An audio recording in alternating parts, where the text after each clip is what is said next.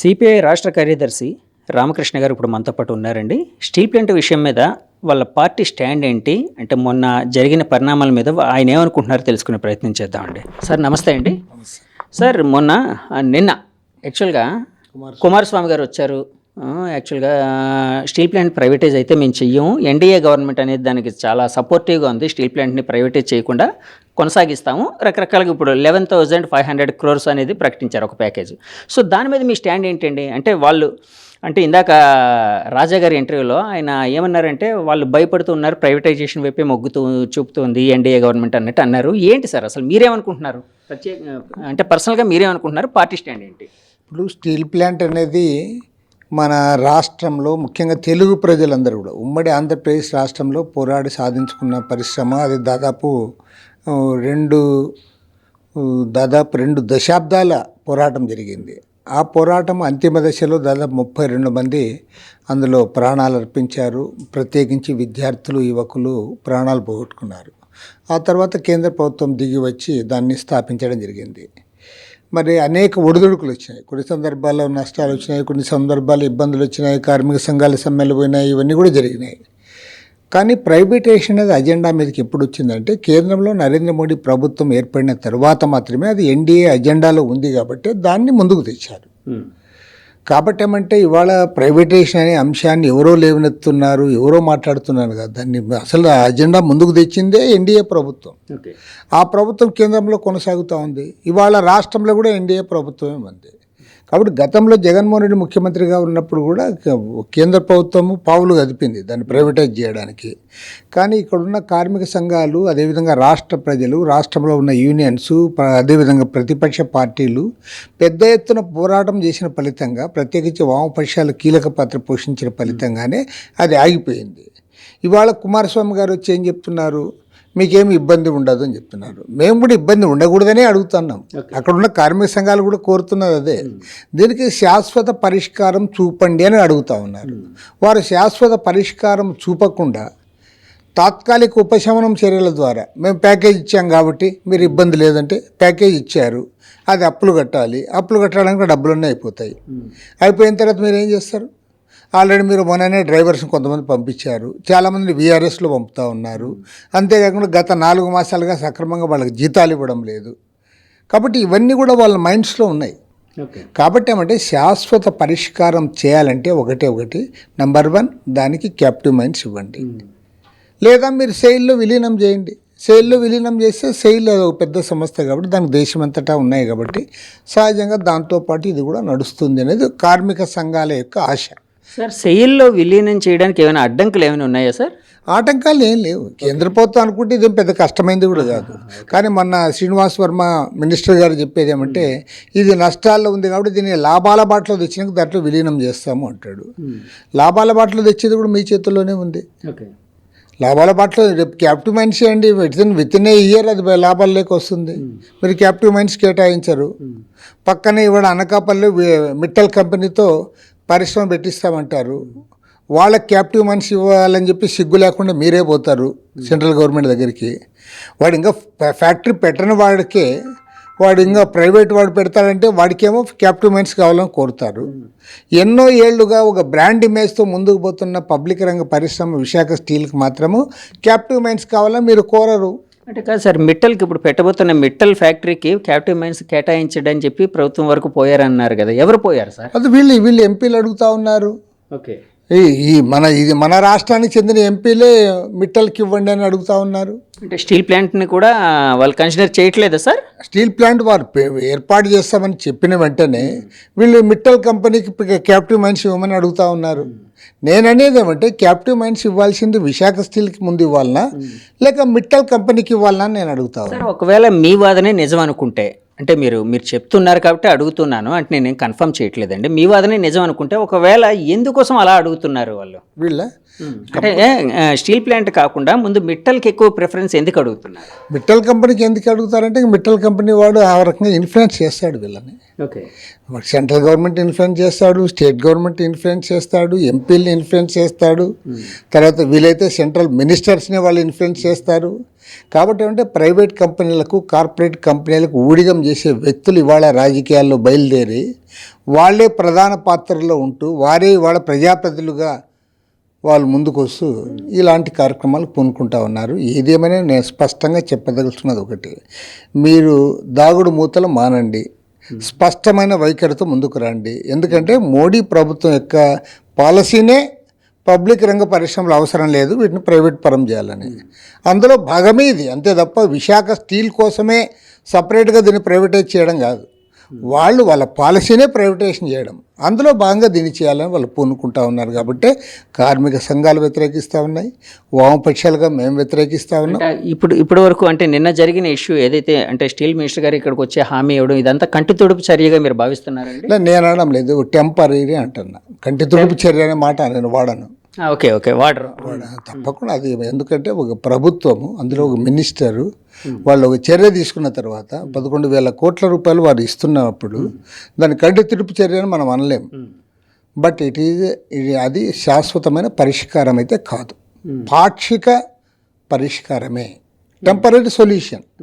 We want permanent solution. Okay sir, ఇప్పుడు యాక్చువల్గా మీ party విషయానికి వచ్చినప్పటికీ ఏంటి సార్ అంటే ఈసారి 2029 ఎలక్షన్లు ఎవరితో జతకట్టుకుంటున్నారు?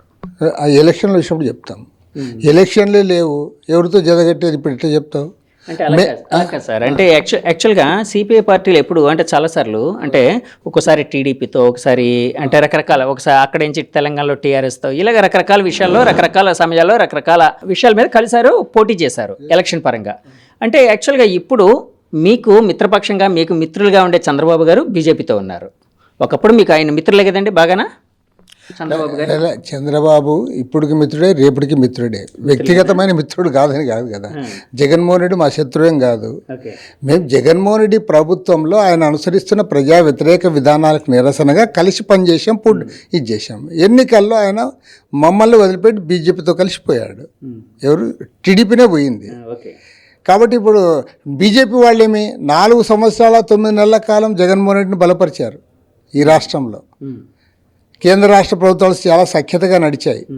చివరిలో ఆయన్ని వదిలిపెట్టేసి వీళ్ళతో కలిశారు, చేశారు. కాబట్టి ఏమంటే మేము మారడం కాదు, వారు మారుతా అన్నారు. మేము స్పష్టంగా ఉన్నాం. ఇవాళ కేంద్రంలో అధికారంలో ఉన్న ఆర్ఎస్ఎస్ బీజేపీ ప్రభుత్వానికి వ్యతిరేకంగా దేశవ్యాప్తంగా ఉన్న సెక్యులర్ పార్టీలు, ప్రజాతంత్ర పార్టీలు కలవాలి, కమ్యూనిస్టులు వారితో కలిసి పనిచేయాలి అనేది మా సిపిఐ సిపిఎం మా అజెండా. అది ఈ అజెండాలు ఇప్పుడు నువ్వు బీజేపీతో పోయి వాళ్ళు కలిస్తే మేము చేయగలిగింది ఏం లేదు. కలిస్తే మేము వాళ్ళకు దూరంగా ఉండాల్సి వస్తుంది. అంతేగాని మేము మారినట్లు ఎట్లా అవుతుంది? మేము క్లియర్గా ఉన్నాం, we're very much clear on that. దేశంలో ఇవాళ ఒక మితవాద పార్టీ, ఒక మతోన్మాద పార్టీ కేంద్రంలో అధికారాన్ని చేజిక్కించుకొని సంస్థలన్నీ కూడా తమ చేతుల్లో పెట్టుకొని ఇవాళ ఒక అప్రజాస్వామిక పరిపాలన కొనసాగిస్తూ ఉన్నారు. కార్పొరేట్లకు అనుకూలంగా పరిపాలిస్తూ ఉన్నారు. మెజారిటీ మత ఉన్మాదాన్ని రెచ్చగొడుతూ ఉన్నాడు. మైనారిటీ మతస్థులను మనుషులుగా కూడా చూడడం లేదు, 2వ శ్రేణి పౌరులుగా చూస్తూ ఉన్నారు. కాబట్టి అంటే దీనికి వ్యతిరేకంగా కలిసి వచ్చే వాళ్ళు ఎవరితోనే మేము కలుస్తాం. కాబట్టి మా పక్కా క్లారిటీతో ఉన్నాం. మీరు 2029కి ఎవరు కలుస్తారు, 27కి ఎవరు, 29కైనా 27కైనా 49కైనా మేము క్లియర్గా ఈ మతోన్మాదులకు మితవాదులకు వ్యతిరేకంగా కలిసి వచ్చే పార్టీలతో కలుస్తాం. అంటే నేను ఎందుకు అడుగుతున్నానంటే ఈ క్వశ్చన్ యాక్చువల్గా బయట వినిపిస్తుంది ఏంటంటే వైసీపీ పార్టీ కమ్యూనిస్టు పార్టీలకి దగ్గర కాబోతుంది అంటే 2029లో అంటే ఈ ఎన్డీఏ కూటమి ఇలాగే ఉంటే వైసీపీ పార్టీ కమ్యూనిస్టు పార్టీలతో కలిసి ఇక్కడ పోటీ చేసే అవకాశాలు ఉండొచ్చని కొంతమంది అంటూ ఉన్నారు. దాని మీద మీ ఆలోచన ఏంటి అని? మా ఆలోచన వెరీ క్లియర్గా చెప్తున్నాం. బీజేపీ మతోన్మాద పార్టీకి వ్యతిరేకంగా, ఆర్ఎస్ఎస్ విధానాలకు వ్యతిరేకంగా కలిసి వచ్చే ఏ పార్టీతోనైనా మేము కలుస్తాం. దీంట్లో వెరీ మచ్ క్లియర్. అది వారితో కలుస్తామా వీటితో కలుస్తామా కాదు, వారు దానికి వ్యతిరేకంగా స్టాండ్ తీసుకోవాలి కదా, స్టాండ్ తీసుకున్న పోరాటంలో రావాలి కదా, వస్తే కలుస్తాం ఎవరితో అయినా.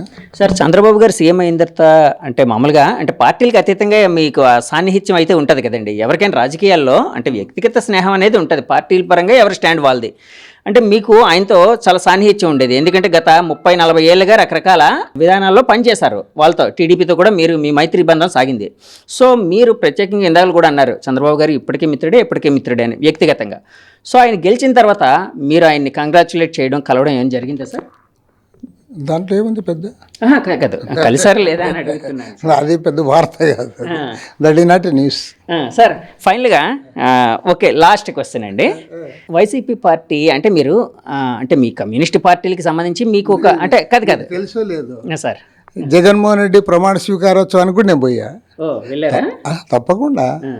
ఒక రాజకీయ పార్టీ అధికారం లేక ప్రజలు ఇచ్చినప్పుడు వారు ఆహ్వానిస్తే మనం ఖచ్చితంగా మనం ఇది చేస్తాం. ఆ రోజు సిపిఎం సెక్రటరీగా మధు గారు ఉన్నారు, సిపిఐ సెక్రటరీగా నేను, ఇద్దరం కూడా వెళ్ళి మేము కంగ్రాచులేట్ చేశాం. What is the wrong in it? నేను తప్పు పట్టట్లేదు sir. You are asking a question as if మీరు ఇట్లా చేశారా, what is the wrong in it? లేదు నేను తప్పు పట్టట్లేదు. నో యు ఆర్, నీవు అడిగేది అట్లా అడుగుతున్నావు. నీ క్వశ్చన్లోనే అంతరార్థం ఏదో, మీరు ఆయన వచ్చారు కదా మీరు ఇక్కడ అంతరార్థం ఏం లేదు సార్. అంటే నేను వేరే ఉద్దేశంతో అంటలేదు. అమ్మా నీవేమడిగా నాకు అర్థమైంది.